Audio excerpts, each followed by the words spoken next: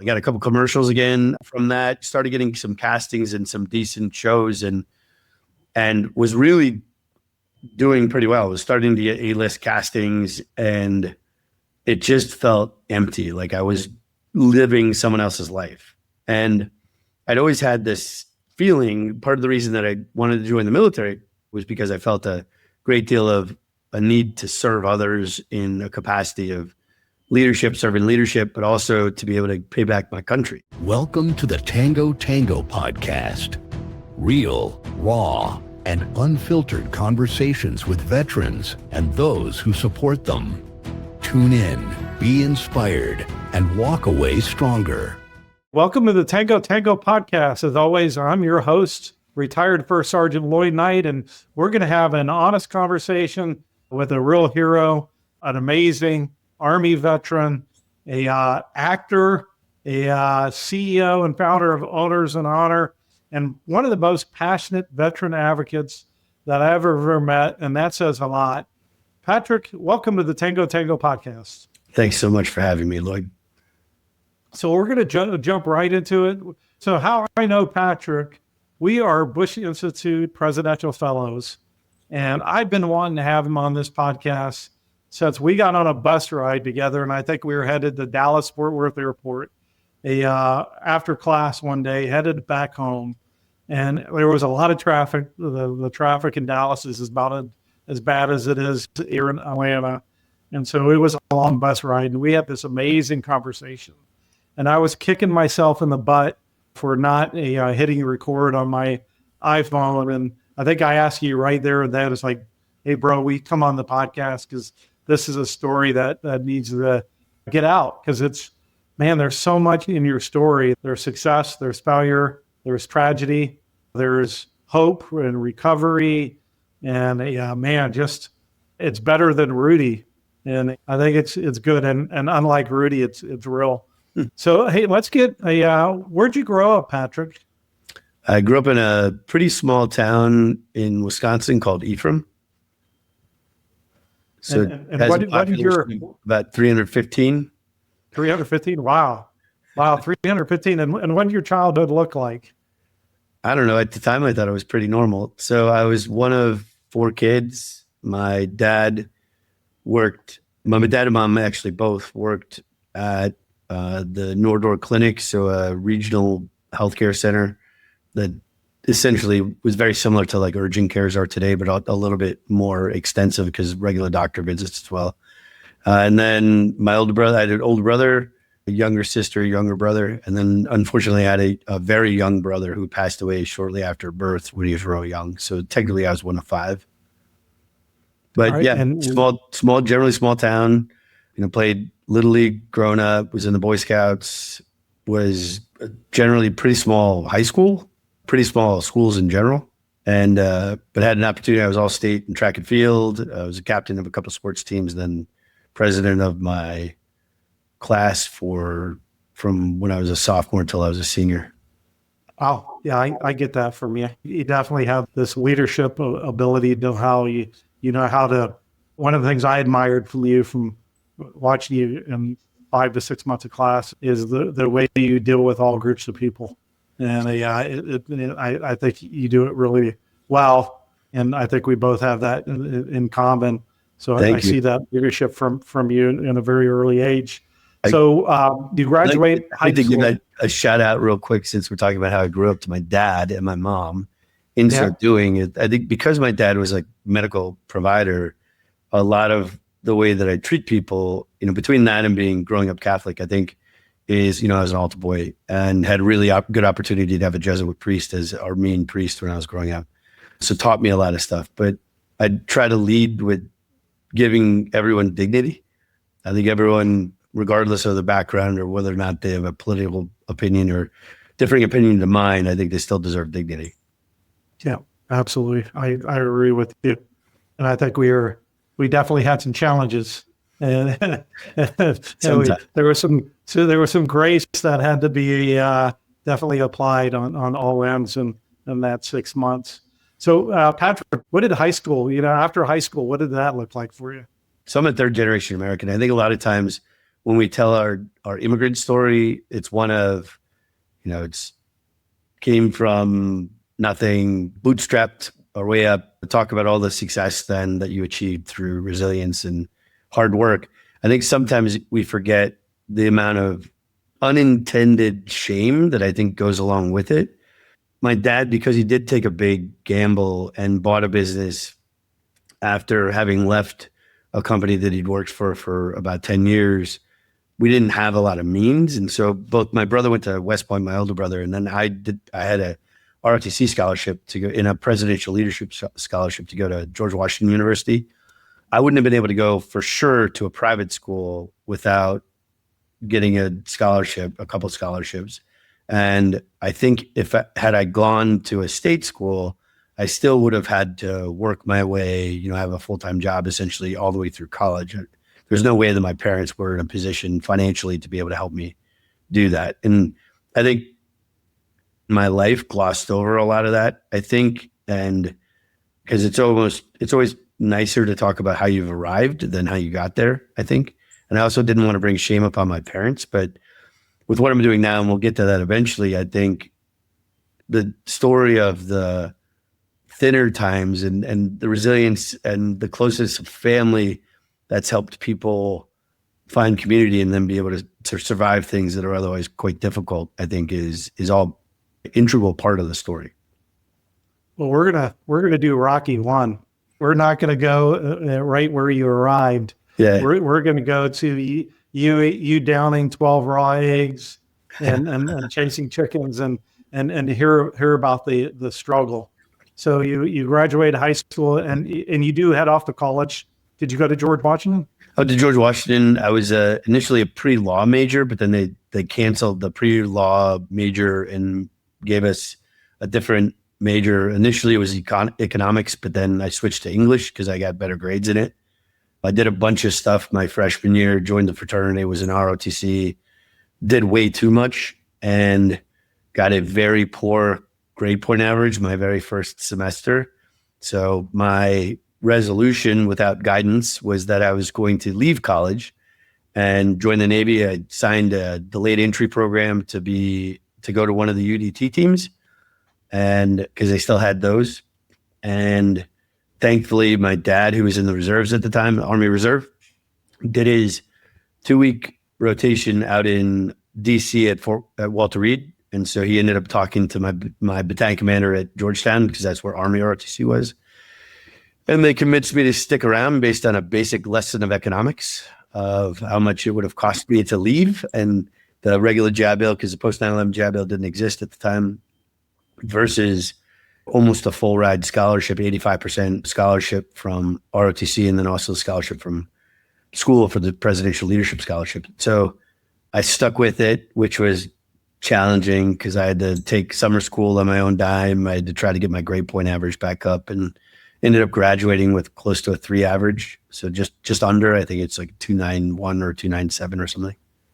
Let's back up a little bit. How different your small town kid from Wisconsin, 300 and some people in the town, and now you're at George Washington University in DC. Yeah, wow. I think quite a bit different. And I think that was one of my main challenges, is that, I was a average to large fish. My dad had a business. Everyone kind of knew me growing up. They knew my family. I was able to, because I went to a relatively small high school, I was able to achieve a lot of stuff that maybe would have been much more competitive in a different place. And so I took all of that stuff, went to George Washington, tried to do exactly the same thing that I had done in high school, especially that first semester. And I definitely bunked. But thankfully, I'd found a really good group of friends. My best friend is still my best friend. I've met him on move-in day. He and I joined a fraternity together as well. And I credit them, not just then, but even now, like when there's been difficult times, that they've always been really as close to family as you could get. And what was interesting about specifically George Washington is that everybody is transient. Nobody's from there. Everybody was from somewhere, and because it's in DC, everyone's from a different part of the country.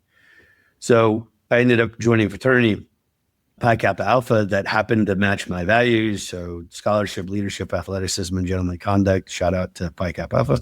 And so because of that, you end up surrounded by people very similar to when you join the military that share your values. And it was great that we shared values. And to this day, they're some of my closest friends. Yeah, that's amazing. So you spend a full 4 years there and graduate? 4+. Yeah. So 4.5. And if you count summer school, closer to 5, maybe. So I got commissioned out of ROTC, and I got a reserve commission, otherwise known as an active duty commission. But then because of the size of the Army getting smaller, ended up in the Army Reserve, but I was an armor officer. So the Armor Corps in general shrank quite a bit in 1995, 96. And so I tried to stay in college another 6 months, see if I could get another shot at assessment, to see if I could assess again. And then they decided that they would not reassess me. Graduated the following year, but really was done in December of 25. And so technically, I think I graduated in 1995, but it was actually 6 months after my technical graduation. And I walked with the 2026 class. 1996 class. It's not yesterday. And so at any rate, the 1996, I guess it's 30 years ago. Yeah. So from that, ended up in the IRR because there was no armored reserve units anymore because they had changed the National Guard and the Army Reserve. So wasn't doing anything for about 6 months, went to the 29th Infantry Division and apparently drilled. That's a National Guard unit in Maryland, drilled for free. Didn't realize I was drilling for free. I thought that I was transferring my commission over to the National Guard, but it turned out I couldn't. So did that for about a year, worked in DC for about a year. I'd also previously been an intern at a organization, a think tank in DC for about a year, my senior year of college as well. And then after a year doing that and really barely making ends meet because new communication assistants don't make very much money in DC, ended up moving out to Los Angeles with a friend. And then once I got to Los Angeles, then I got a telegram, which the Army used to send your orders via telegram, Western Union telegram, which is really just a letter. And got it out, read the dot matrix printing, and it said that I had to call reserve, I think it was reserve branch or Army ARPERSON, so Army Personnel Reserve Command, and talk to them because otherwise they were going to recoup my scholarship money. So I had to go find any reserve unit, regardless of branch, and go sign in. And so I did. I went to the phone book, found a reserve unit that had space, and ended up a platoon leader of a general support platoon in a quartermaster company down in Bell, California, in the 693rd Quartermaster Company. You got and so all the younger listeners are listening and like, what's a phone book? What's a telegram? Yeah. Sorry, I didn't What's mean a dot matrix printer? I didn't mean to, talk about the wagon wheels and the trip across the Oregon Trail and how many times I got dysentery. Yeah, I didn't mean to. Sorry about that. So wow, so different. Now you're in a quartermaster. Did you find success in that right away? Were you content with that? Yeah, it was super easy. I showed up and, I'd never been to the basic course. So I basically had ROTC advanced camp under my belt and 4 years of ROTC. And there's 5 officers in the unit. There's only one that it was actually a quartermaster officer. The rest of us had all been recalled from something. So one was a signal officer, one was an engineer, another one was a intel officer, and then there was the one, and then me, who was an armor officer, and then there was the one quartermaster officer. But yeah, about 40% of the unit was showing up at the time. We had a lot of our TA-50, which is the basic equipment you get when you get initially assigned to a unit. We were trying to figure out how to get it back because in the reserves, we had to go through the MPs at Fort Irwin to try to go get the equipment back from soldiers that hadn't been showing up, declare them AWOL, go through a whole thing. National Guard, you could call state troopers or somebody else, to local police, to go pick them up. So yeah, it was actually quite challenging. So it was great. So there was a couple of folks. Akasha Morgan, I think is, if I'm getting her last name correct, I think she's been married since. She was an AGR E5, and then we had an AGR E7 or E8, who were our ops sergeant and like our essentially our, like, I guess both were ops sergeant. One was like assistant operations sergeant, and the other one was operations sergeant. So between me working with them, and then there was a guy who was the acting XO, who was an engineer officer. So that we ended up taking our entire annual training plan, revamping it, engaging with the Marines down at Camp Pendleton and also the Los Angeles Air Force Base, and started doing, when we had drill weekend, we would do things at the other locations. So we would either work in a warehouse at the LA Air Force Base because they had the equipment that these young soldiers that we'd had in our unit trained on, but they hadn't ever used because the reserves has a lower grade of equipment. From doing that, we ended up talking to the DRMO over at LA Air Force Base, and we had still had field jackets in the unit. So that's a thing. I don't know if you remember that, what that is. I do. You do. Was Richie one. But from that, then the DRMO, the Air Force had gotten the first issue of Gore-Tex. And so when they were getting rid of everything, there was a lot of stuff still in the package that they sent to DRMO. So we ended up going over there, got the whole unit Gore-Tex jackets, which was great, Gore-Tex pants, and then worked with the Marines down at Camp Pendleton. We had a food service platoon. So we would go down a weekend a month about and open up their DFAC, because they also didn't have enough money to open up the DFAC. And we had money for food, but we didn't have enough people to feed. So you couldn't legally give the food away. So we always had to throw it out. So instead we would go down there. The Marines would trade us, and the Marines would teach us land navigation, have instructors, help teach the unit land navigation, basic rifle marksmanship, drown proofing, whatever. So actually have people feel like they were in the military. We would do, an actual convoy exercise going down there. No one used their cell phones. We used tactical radios to be able to do a convoy exercise down to Pendleton from LA. And it was great. Like, by the time I left, probably our participation was closer to 90% on drill weekends, and people actually enjoyed coming to the unit. We were pretty highly decorated as a unit at that point. And then I don't know how far you want to go down this rabbit hole, but so when I moved out to LA, I was working in production. So I started out as a production assistant, and then eventually moved up production coordinator and assistant production manager.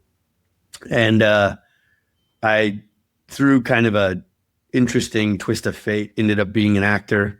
I got something called Taft-Hart Lead, which is like a union waiver for someone who has special skills or abilities or access to become an actor. So I got waived essentially into the Screen Actors Guild, which is a really hard thing to do. And from that, ended up acting as a job for about 2.5 years, almost 3. Yeah, let's go down that rabbit hole, because Sure. it's a great rabbit hole. First of all, before we do that though, kudos to you for all that training. Yeah, that you were able to get those soldiers, because 5-6 years later, I'm sure some of those soldiers put that training to good use after 9/11. Yeah, it was definitely challenging. I talked to you about a little bit about 2026 being the year of killing my ego. And I would say my ego was significantly bruised at that point. I'd gotten my first branch, ended up not getting really a job in the Army, and then getting in a branch that would have been on the lowest on my totem pole. And I would say when I showed up, I was definitely feeling sorry for myself. And it probably reflected in my leadership. And through really good NCOs who thankfully saw something in me that I kept showing up, even though I didn't want to be there. And eventually they helped me understand the fact that even if you're not where you want to be, people need leadership. And sometimes you just got to be the leader they need instead of the leader that you want to be. Yep, absolutely. So yeah, let's go down the acting rabbit hole. Sure. So what was the first, who convinced you to be an actor? Convinced. So I don't know if convinced is the right word. I think, so I worked in production, and when you're working behind the camera so much, you see all this stuff, right? And quite frankly, actors are not, to maybe a civilian, someone who doesn't work in entertainment, like actors always seem like to be sort of on the top of the mountain, right? Yeah. And on set, they're really not. They're kind of treated like a evil, like a necessity. Like I wish we could do this without the actors, because everyone else generally is very professional. They're very time sensitive. They're very good at coordinating with each other. There's all the different departments that work really well with each other. I mean, you got, and I think I've talked about this before, but you have like blue collar union guys who are, Teamsters running trucks and cables and building stuff. And then you have, art department people that are sometimes very flamboyant and very creative, and they're working together to create something great. And no one really gets their personal feelings involved, and everyone's just about the product. And then it's all about the time. So it's all about timeliness and making sure you're hitting all your times. And so anytime there's a delay, it's challenging. And most of the delays come from, I would submit, most of the delays either come from, probably bad production development. So like understanding the sequence of things and when it needs to happen, and then wasting time in between setups, or from actors that don't show up, don't know their lines, are unprofessional, don't leave their trailer, create emotional events on set, et cetera, et cetera. So most of the crew sees actors as a necessary evil, but when you're a civilian environment outside of the entertainment world, actors are always seen as sort of this put on a pedestal. They are absolutely not on set. And I think if you were to ask most professional actors, they would agree with me. And so from that, I didn't really have a lot of high thoughts about actors or in aspiration to become one. But when you're working on a set, and we were working on the set of a pilot for a show that was being done by Steven Spielberg's company, Amblin Entertainment. So high value show, really expensive. An actor didn't show up because professionally he had found out that there was a different opportunity on a different show, and our show probably wasn't going to go to air, wasn't going to go to network. So he left to go to the other one, which turned out to be a very good career decision. But we had built his costumes and built the set and all this stuff for him. He wasn't there, and so they ended up checking everybody on set to who fit the costumes, and it was me and one other guy. So me and another coordinator ended up getting stuck on behind the green screen, acting like we were, pilots and mechanics in these spaceships that looked like Transformers, I guess. So it was a TV show called G-Savior it was based on. And then that's it. So, but then from that, I ended up meeting a set photographer who was a set photographer over at CBS. He had done most of their publicity. He offered to do headshots for free, which is suspicious. But at the time, I don't think my antenna were up very much. I was like, oh, it'd be funny. So I ended up getting headshots taken by him. And then he put them in his book of all of his headshots. And he had done most of the actors that were the main actors on the soap operas on CBS. One of those soap operas is Young and the Restless. There was a casting director who saw my photo and decided to call me in for an audition, I think that the photographer said that he had met me on this, or he had met me while I was working on this Amblin Entertainment job. So I ended up going in, auditioning, getting the job, and then got what's called under five. So I kept coming back, and I was getting paid, I think, over, as a production person, I was getting paid anywhere between, $200 and $400 a day. And in acting, I was working probably 6 hours a day, and I was making $500 a day. And in production, you're almost getting paid that for working 24 hours in a row. Mm-hmm. So it was like cost benefit analysis. It just made a lot of sense. And what was great about it is that my schedule was very planned out, so I could act certain days and I could still, be an independent contractor and work in production the other days. So that's kind of how it started. And then I got cast in a Coca-Cola commercial. So I got an agent from that, got cast in a Coca-Cola commercial, ended up not getting it because someone else was chosen. Turned out that actor had a conflict because he'd done a PepsiCo job in the past. And they called me. I couldn't get in touch with me because I was on set. I had an emotional event and ended up going to my agent's office and fired him, threw a tantrum because I'm 24 years old. And, how dare he do this? And he was 70 plus years old. So he'd worked in Hollywood for like 50 years. And he was very gracious to me in the fact that he gave me advice instead of really damaging my future as an actor in LA. He'd said, hey, you need to go get professional classes. This is a business. It's not just something that you can kind of show up and get through just based on talent. And so it was great. So I ended up going and getting, professional lessons at a couple of different places of coaching. And then they recast the role that I was in that became a series regular, but the series regular was cast to somebody else because he told him that I wasn't interested, which is a great lesson.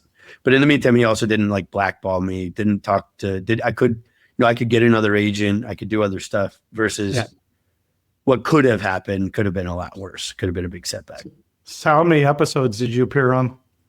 That's a good question. I'd say probably it was like about 6 months. So I was working maybe twice a week. So I would say 20 or maybe more. But it's under 5. So sometimes you have lines, sometimes you don't. Almost all the time you have under 5 lines. So it was usually something small, like here's your coffee, or nothing crazy, but it was enough. It was good money. And it's where a lot of people start as either backup actors or extras, or as, getting under 5s or really small parts and stuff, but being good and showing up and having all your stuff ready and making sure that you're seen as professional.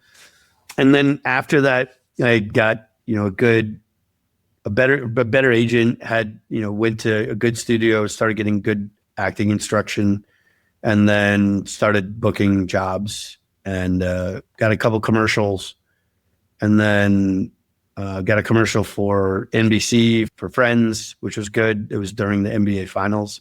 So that was pretty good. Got me a lot of exposure, which got me more auditions, which was good. And then I had an intervening variable as I got cast in a movie called Deep Blue Sea.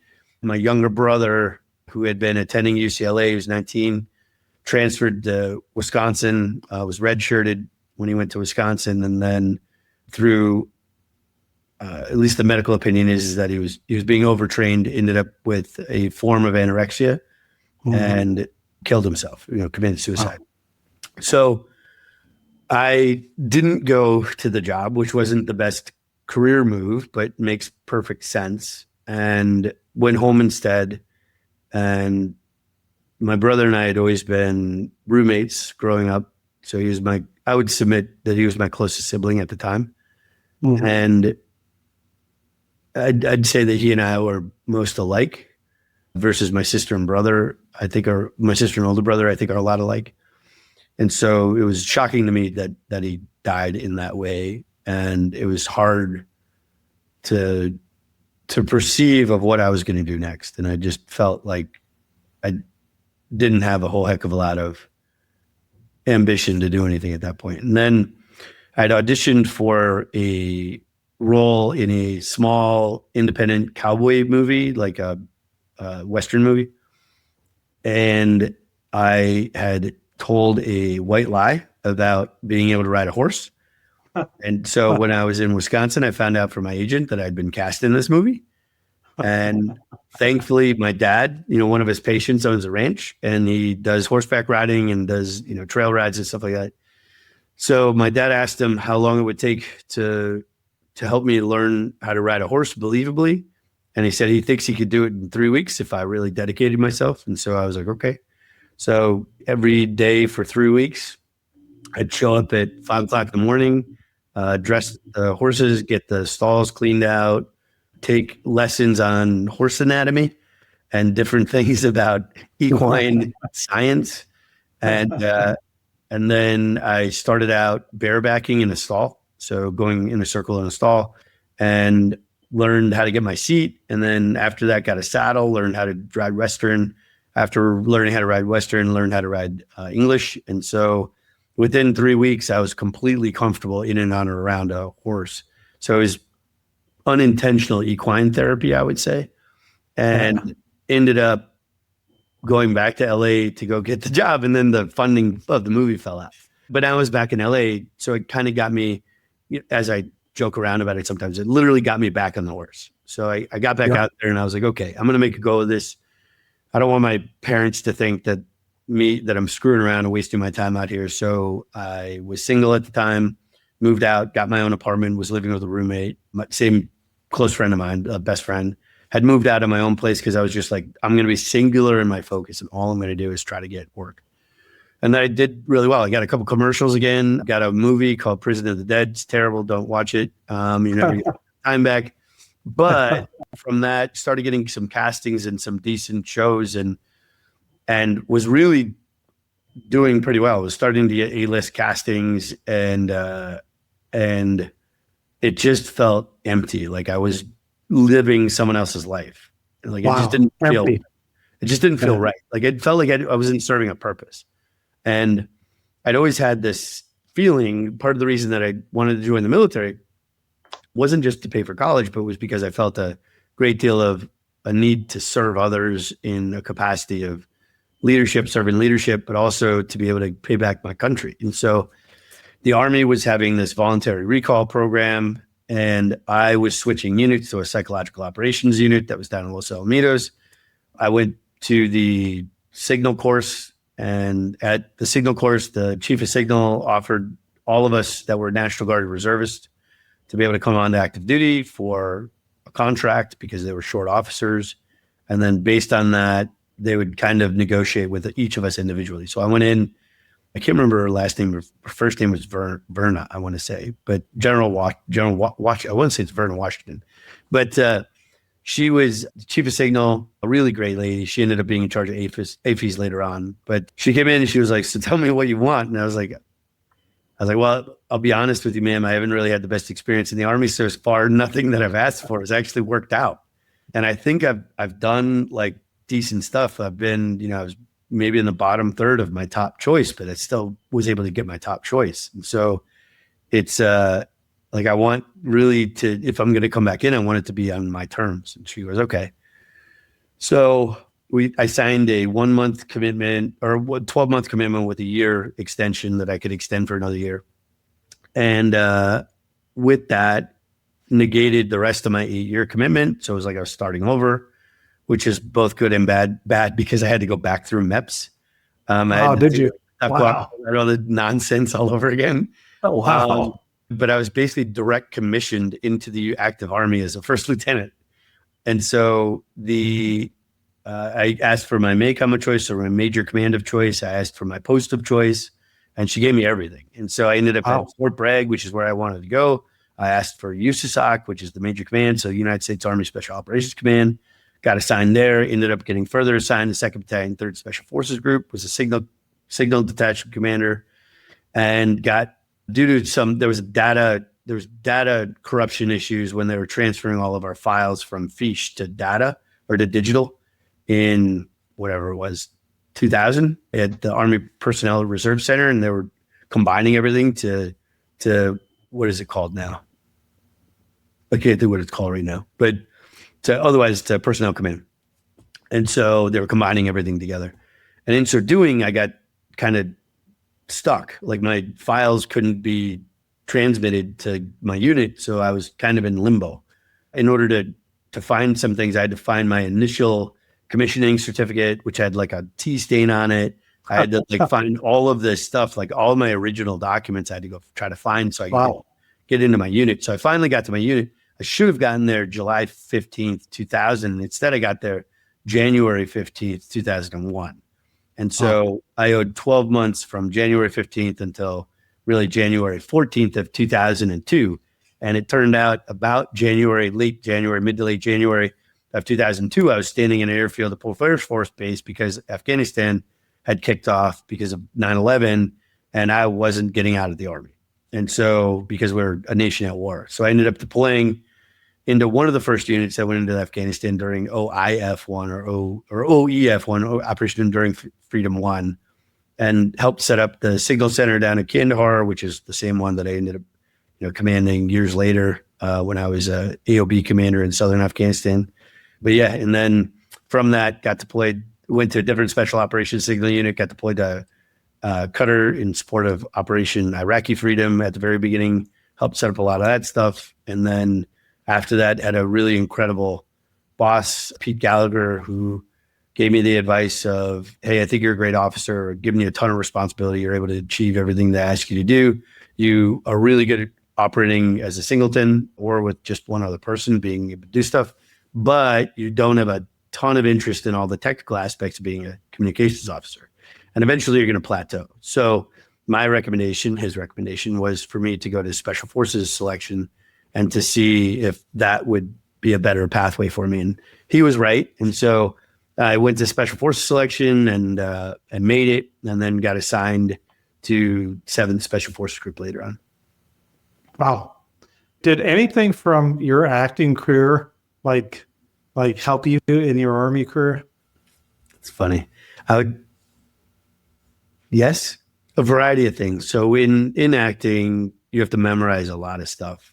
And so especially when we were doing operational planning and we had to do briefings. So like I remember briefing Annex K, which is like the signal annex for this big operation that was in Afghanistan, because I was the senior signal officer in our task force. And which is also kind of a funny story, because the military advisor for this commercial that I'd done for this weapons manufacturer that did their military advisor was a SEAL for this commercial when I was acting, ended up being like the command master chief of the SEAL team that was doing the thing. And so like after the briefing, after I'd given this briefing, and this is where I think there's translation. So I gave I was really comfortable in front of people, really comfortable being able to talk about stuff at length, comfortable rehearsing. A lot of combat, especially special operations, is really rehearse. And so I was completely familiar with that. And I really enjoyed being able to rehearse and then put it away, and then being able to improvise a little bit if you had to, or answer questions and be confident about what it is that you were talking about. But afterwards he was like, "Hey, aren't you an actor?" And I was like, "Well, funny story, I was." Yeah, but it was crazy small world time. I think it was from SEAL Team 2. But yeah, real small world, but pretty funny. Yeah, that is funny. Let's talk about your combat experience. So now you're at Special Forces. Yep. You're in Afghanistan. Your Special Forces deployment. We're all in Afghanistan. Well, my combat deployments were, with the exception of what one was considered a combat deployment in support of OEF, but it was in Southcom. It was in Guyana. But yeah, that's right. The ones with my team were all in Afghanistan. And so I spent 3 deployments as a Green Beret in Afghanistan. And then, is that right? Yeah. 3 deployments as a Green Beret, and 1 as a signal officer in Afghanistan, and then 1 as a signal officer in Iraq. And a bunch of time in Latin America. Yeah, and I definitely want to get into your Latin America experience, but let's talk about Afghanistan. Sure. Was it always, we have a lot of civilians that watch this podcast too. During your Special Forces combat deployments, were you always on? I mean, was it always combat, or was it a shift? It depended. So each rotation was different, and the rotations. So the one combat deployment was in 2007, 2008. Another combat deployment was 2008, 2009. And then the other combat deployment was 2015, 2016. And so the first combat deployment, it all depends on your job, right? So my job the first time was I was a team leader. So my team was in Goresh, Afghanistan, the Helmand. We were at the time the only team that was dedicated to the Helmand, which is some of the nastiest parts of Afghanistan, and includes Sangin, Musakala, a couple of different places that Shurkai, that people know only because of like big bad accidents or things that have happened a couple places. Firebase Robinson was there. It was where technically the British were the ground space or battle space commanders. From that deployment, we had a lot of troops in contact incidents, probably over 120 days, most of them multiple days. So it was a lot. So it's almost 4 months of time in contact over the course of 7-month deployment, 7.5-month deployment. So it was a lot. Ended up, I don't even know how many con-ops we did, because our stuff was different. So our concepts of the operation were different than a lot of the ones in the other units. We would do almost monthly ones, and then we would do fragos, because we would just stay out of our fire base, sometimes for a month, sometimes longer. And then we would rotate guys in and out. So we did a lot of split team operations. We ended up so we maintained constant pressure on the enemy within our sector. And we were coordinating quite a bit with the British battle space folks that were there. And then the 82nd came in later on, 1st 508th. And then there were some 3-letter agencies and some other tier 1 units that were in our area. So we did our best to coordinate with them. Deconflict, I would say. Technically, the term is deconflict, because we could not coordinate with them, but we would deconflict our operations with them. And I think we did a pretty great job. During that deployment, we lost one, based on all of those different ticks. We had a lot of enemy KIA, all verified through signals intelligence and human intelligence. So our battalion commander was very strict about us getting confirmations of everyone who had been killed or injured on the enemy side, which is always challenging because sometimes you can't do it right away. It takes sometimes a fair amount of human intelligence gathering to be able to determine who got injured and why and where did they go and did they eventually die of wounds and all the other stuff that goes on. And then we lost one British liaison that was with us. That was the only KIA during my friendly KIA during my tenure. And then I ended up getting blown up twice and bit by a cobra. And that's a thing. And ended up deploying a little bit early because my left eye wasn't working. For that one, I did not get a Purple Heart. Our battalion at the time did not perceive head injuries as Purple Heart worthy. And so I didn't get a Purple Heart for that. But I fought for my two guys who were in the vehicle that received most of the concussion from the explosion to get Purple Hearts. So I was happy that they ended up getting their awards. But I figured one Purple Heart was enough for me. And I did not get a Purple Heart for being bit by a cobra. We could not confirm that it was Taliban trained, although it did happen during a firefight, which is a whole thing. And then, so it was a pretty froggy year. We got to talk about this, go back to this and talk about the Cobra story.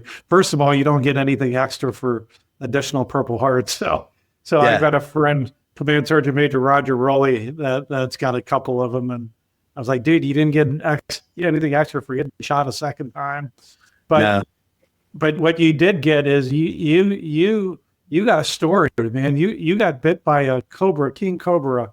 Like, not right? A king, how many, brown speckled cobra. According to cobra. How many people in the U.S. Army can say they got bit by a brown speckled cobra? So I think I'm kind of and during a firefight. So how in the world did that happen, Patrick?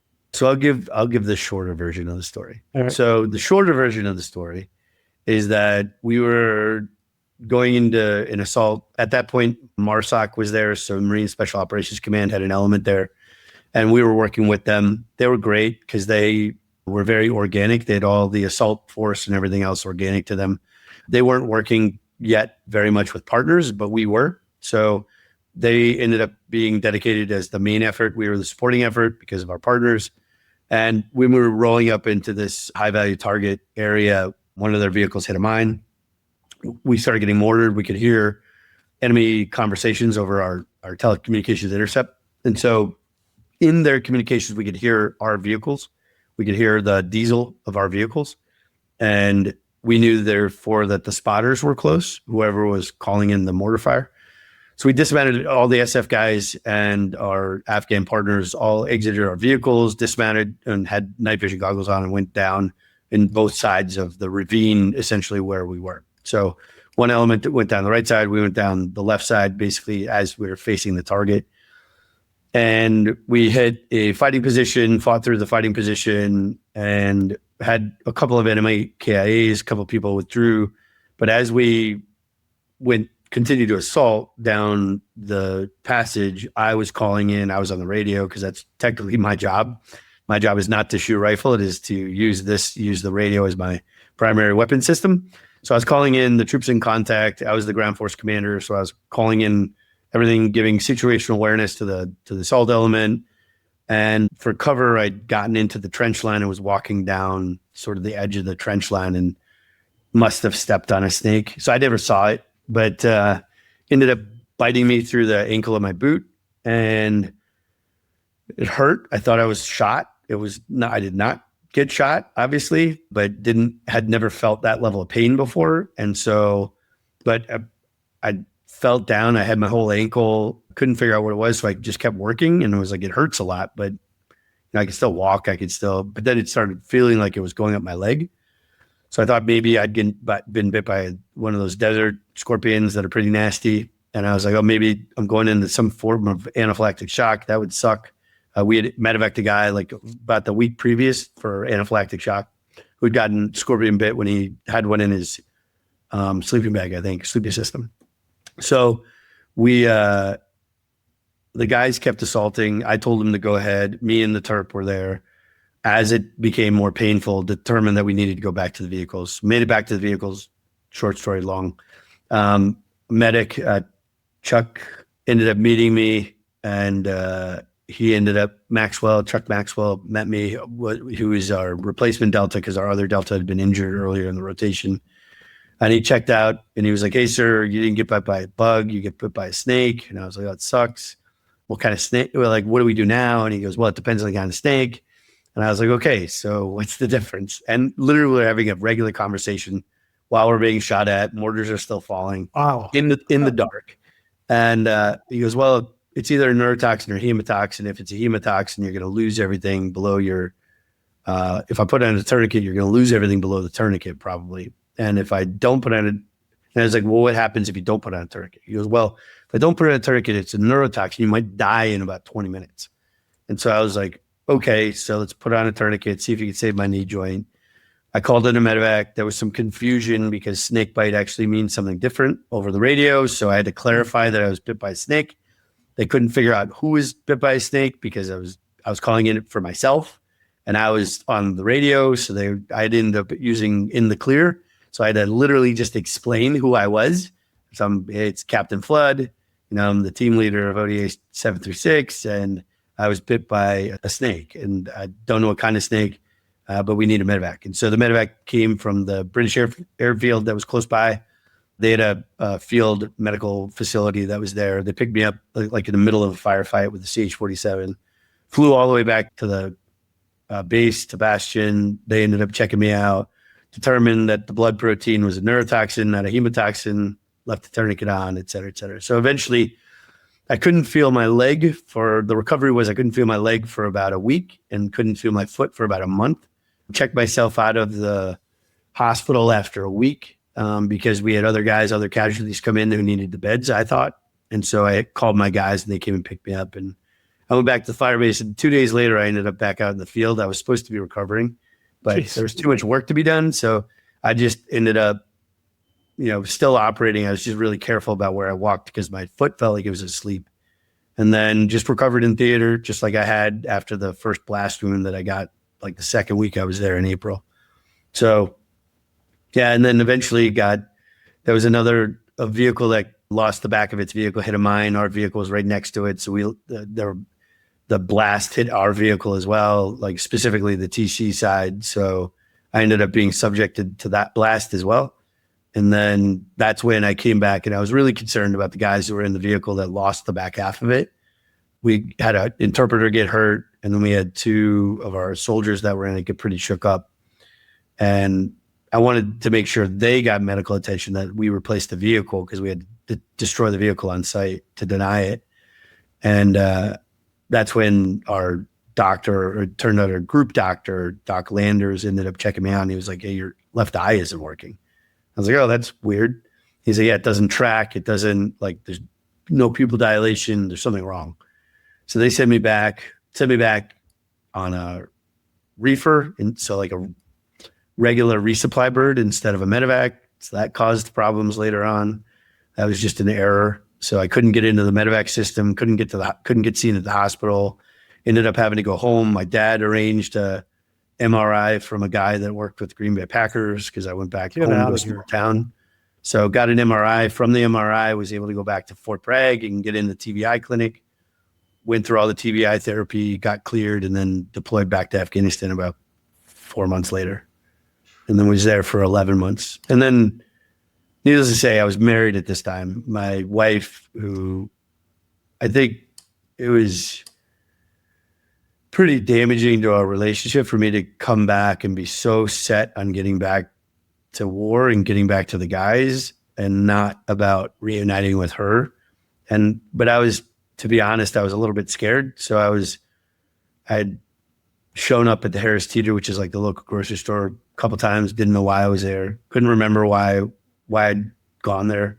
I was having some memory issues. I was having a speech impediment, and thought, because I'd seen other guys have significant head trauma, that was maybe going to be my future. So my focus was just trying to get better. And it was not in trying to reunite with my spouse at the time, who had gone through me almost dying 3 times over the course of 7 months. So I definitely didn't have as much empathy as I probably could have. And then went back to combat for 11 months, came back, and we got divorced. So it's not a shock because that deployment went from 8 months to almost 12 because of the surge in Iraq. So we ended up staying in Afghanistan for an additional 3.5 months. And Patrick, you sacrificed a lot. I mean, that is a lot, my friend. I definitely want to get to Owners in Honor and that story. So we're going to fast forward a little bit, but Sure. But how are you doing health-wise now? I mean, so when I got blown up the first time, as it turns out, I broke my neck. So I went head first through a mud brick wall, and it created a compression fracture of C5. So I'll always have a broken neck. I've had great medical treatment, though. I haven't had to have surgery on it yet. So I've done a lot of maintenance so to try to prevent that. It's almost been 20 years. So that's pretty good. I'm getting to the point, though, now between age and also the damage that was done to it, I'm probably going to need surgery at some point. But because I have a 4-year-old son, I'm going to wait to get that in case something goes sideways and then it ends up affecting, my nervous system. So I don't want, my son to be so dependent on me when that I go through that. And then, because of that, I still have like headaches and stuff like that. I'm on pretty regular prophylactic migraine medicine, but it works. So as long as it rarely ever does not work. But to be honest with you, and this is kind of a segue into Owners in Honor, if it weren't for the fact that I got injured and was 100% permanent total disability assessed and had my pension and was wounded in combat, I wouldn't be able to afford to run the nonprofit that I'm running that is ideally going to be helpful for millions of dollars of economic investment, because otherwise I'd have to find some other way of making ends meet while I'm building this, because it takes a long time in a new nonprofit to be able to validate your concept, validate the business plan, and then ultimately get people to trust you so that when they donate to you, they know that their money's going to a good cause. Yeah. And you're going to be a good steward of it. I mean, that's none of that. What you're getting as a gift. So yeah, that is all I don't know. Paid for. I think sacrifice. It is, but I think things happen for a reason. I think that, being a person of faith, I would submit that my ability or my gift of having lived through all of that stuff is now a gift that it has put me on a path to do something that feels more fulfilling than almost anything I've ever done. And I don't know that without the path that I'd walked on, I would have ended up where I'm at, or that it would have been quite as indirect as it was, that I would have arrived at it so early in my life. And granted, I'm over 50, but I still got hopefully another 40 years to go. And as long as I take care of my health, and but that's 40 years of being able to understand what your purpose is. And so that's an absolute gift. I think there's a lot of people who unfortunately pass away and never have that sensation.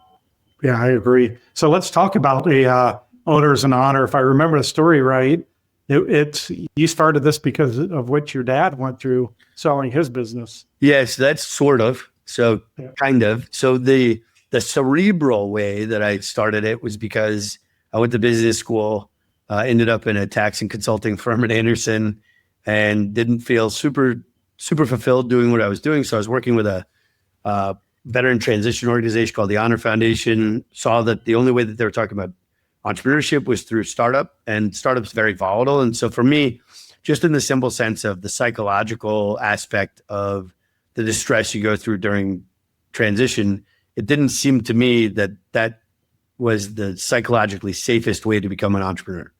A safer way psychologically to become an entrepreneur with the same skill set is to acquire something that exists.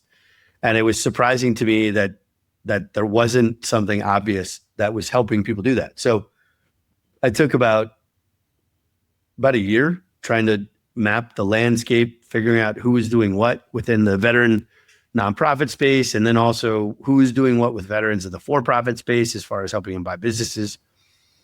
And then it came down to, I don't think anyone was doing it in a way that I wanted to be able to do it, that I thought needed to be done. And that was to try to address the number of businesses that are going to be phased out just based on retirement over the next 8 to 9 years. So depending on who you are, it seems like a great opportunity, but really it's going to potentially be a gigantic negative economic impact on consumers. If you have all these small companies, service related companies, auto maintenance, what else? Small medical, veterinary stuff all rolled up by private equity. Private equity isn't bad. It's just a symptom of capitalism. And so if you don't have people to buy these businesses, then that's the only way that they can get sold. And so you want people to be able to buy businesses. So in that, I was like, hey, this is a great pathway for veterans to transition in a different way, find purpose, serve a community, feel like they're connected, and ideally mitigate some of the psychological distress that leads to catastrophic outcomes post-transition. I was like, this makes all sense. Then I did that for about a year and was building stuff out. And then I realized the more that I was in the space that the exit was sometimes more problematic than actually going and finding something. And that the amount of money that veterans were losing and veteran families were losing in exiting their businesses without advice was massive. And so that's when I realized the real reason I was doing any of this stuff, which goes back to your point, is because of what happened to my dad. So my dad was a 27-year veteran of both the Navy and the Army, super dedicated to his community, his country, his family, and his patients. Had about 3,500 patients, had a business that had great revenue, and ended up selling the business for a sixth of the value because he didn't know who to talk to. And it turns out the catalyst for a lot of that is because my older brother, got shot in the chest by a sniper in Afghanistan, in Iraq, 3 days before I got blown through a wall in Afghanistan. And, just previously, 8 years before, my younger brother had committed suicide. And it was just a lot for my parents to handle, to potentially lose all of their boys, all within, not to say that my sister has any less value, but to lose one boy who literally was born and died, and then another boy to suicide, and then potentially two others to combat, was just a lot. And so I think my mom especially felt a lot of stress and wanted to kind of get out from under running the business, and thought that it would be a good idea to sell it to a competitor. And then because they didn't have the right advice, they were great business runners, but most people, 80% of people only sell a business one time. And most businesses, 90% of businesses, or something like 85% of businesses aren't even sold. So only 15% of businesses are even ever sold. So the fact that they sold the business is good. The fact that they sold it for such a low dollar amount is bad. And so what I saw is that's actually where the biggest need is in the next 10 years, is being able to help veterans and military families be able to exit in a dignified way, so that in a perfect world, virtuous circle, another veteran who's acquiring a business or is interested in acquiring a business would then be able to acquire that business. And you could maintain sort of a virtuous circle. What's interesting is, especially because some of the SBA rules that just came out, now there's an even bigger benefit for someone who is a veteran business owner to sell it to another veteran. So there's a big disadvantage, really not an advantage to sell it to a veteran, but a disadvantage to sell it to a non-veteran if you're a certified veteran-owned business or certified disabled veteran-owned business. Yeah, fascinating. So our listeners and viewers, if they want to get in touch with you for assistance with buying or selling a business, how do they do that? Yeah, the best way is to go to our website, so ownersinhonor.org. So OWNERSINHONOR.org. And then you go to the link that either says sell a business or buy a business. And then just in the last year, we helped 6 veterans buy businesses, a total market valuation of a little over $11 million. And then total SBA lending is somewhere around $7 or $8 million of all of that. So there's some seller notes that are involved. So it's been good. And we're looking at ideally doing more than that this year. And so now really the main thing that we would like to be able to do is to engage more veteran business owners, teach them about how exit planning could work, and then give them referrals to certified exit planning advisors to then be able to make sure that they get the highest value possible, whether or not they sell it to a veteran. But we believe that based on the fact that we have currently 20 veterans actively searching for businesses, that there is likely that we're going to make some matches. Yeah, that's excellent. So, hey, I know you have a 4-year-old. The 4-year-old keeps you busy. I know the business keeps you extremely busy. Yeah. And like me, you're always searching for opportunities to grow. and the serve the veteran population as well. But what do you like to do for fun on top of all that? So I think right now, based on the fact that I'm really growing, the nonprofits, I'm traveling a fair amount. I think the thing that I find most fun right now is honestly spending time with my son, doing things and seeing things through his eyes. So whether that's going to the Natural Science Museum here in Houston, or the beach, or travel to go see grandpa, or whatever. I like just this past year, I took him skiing for the first time, and he did such a great job. I'm so proud of him. And like, he got the day one, he decided that he wanted to get on a chairlift and try to figure it out, and he did. And he didn't become a yard sale when he was getting off. Way better than I did. I think I started skiing when I was about 7, and I was way worse than he is at 4. And so, like, stuff like that to me, like travel, spending time with my son, just seeing him sort of his whole body light up as he experiences something new. He loves the rodeo. Rodeo season in Houston is like a religion, so it's almost a month long. And so we've already been to the rodeo a couple of times. We'll be back again. He just loved, like, that is, to me, that's amazing. And then for me, like, it's also like where I find clarity or peace is, I walk in the morning, sometimes with body armor on, just because the additional weight is good just to work out, but it also gives me time to think when it's quiet and cool, quite frankly, in Houston. And then there's this other organization called Catch a Lift, which is a nonprofit that's great. Super happy I found it. So when I moved from Los Angeles to Houston, I was a really hard time because I was swimming a lot in the ocean as both, I would say, psychologically therapeutic, but also physiologically therapeutic. And when I got to Houston, that's not a thing. And so they ended up connecting me to this resource that helps me get a membership at a nice gym that has a really great outdoor pool. So I'd swim, 2 or 3 times a week. And that's great because when you're swimming, you're just swimming because you can't do anything else. And so it gives me time to really sort of almost come into a meditative state, slow my mind down, get into cool water. And that I think is great because it gives me peace, I think, as well. But those are like the main things, I think, right now. Wow. Yeah, very cool. I've enjoyed this last 70 minutes. This is almost as good as that 70-minute bus ride that we did together and chatting. So not quite as colorful as the bus ride, but you got to keep it clean for the internets. Yeah, exactly. You're a business owner as well. So that's right. Well, Patrick, thank you. Thank you for your service in uniform, but man, thank you for your service out of uniform. So you're helping veterans and their families. It's such an honor not only to be your friend, but to watch the way you carry yourself and the watching in action. So hope to do more of that in the years to come. And any closing comments you want to provide?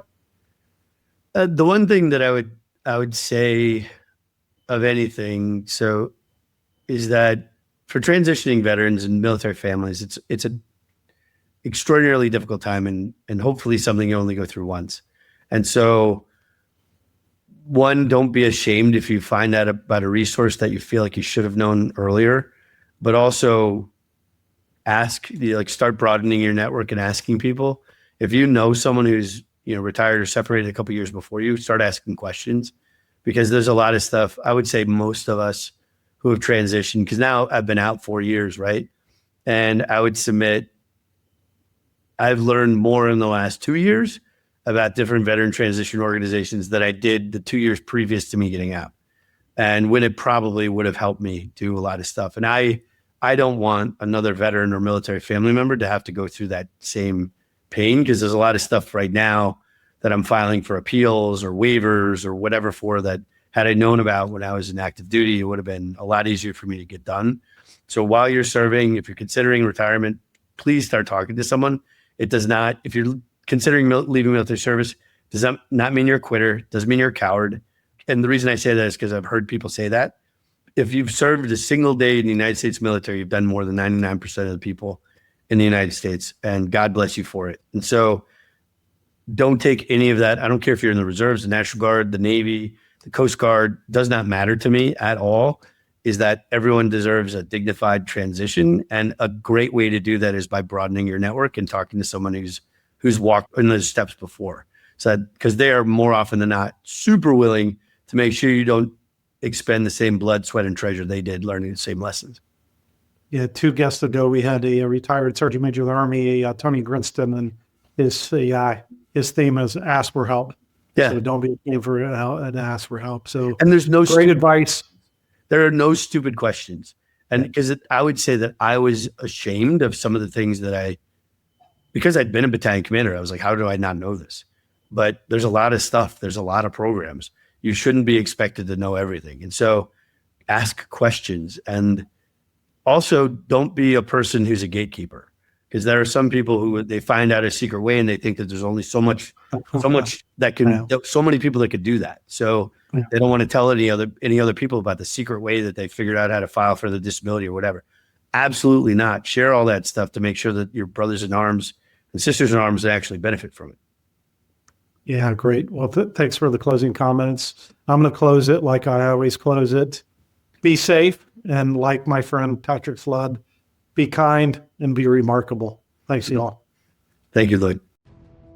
The Tango Tango podcast is proudly sponsored by Supply Chain Now. Join the Tango Tango community for more inspiring stories. Follow us on Facebook, X, and LinkedIn. Subscribe to the Tango Tango YouTube channel and follow and listen to Tango Tango wherever you get your podcasts.